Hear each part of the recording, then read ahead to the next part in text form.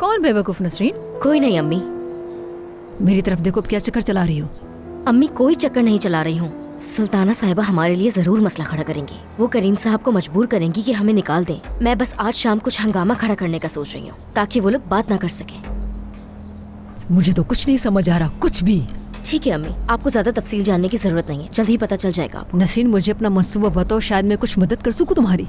नहीं अम्मी, आपकी मेहरबानी, आप मेरी मदद ना ही करें तो बेहतर है, क्योंकि जब भी आपको कुछ बताती हूँ तो आप सब खराब कर देती हैं। चले?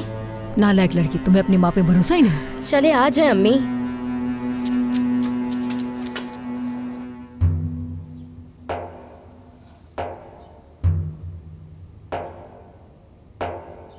हमारे पास पिस्टल कहाँ से आएगी? आजम ने बेवकूफ बनाया है आपको। खुदा के लिए खाला, हमारे पास और भी काम है, हमारा वक्त जाया ना करें इस तरह, प्लीज।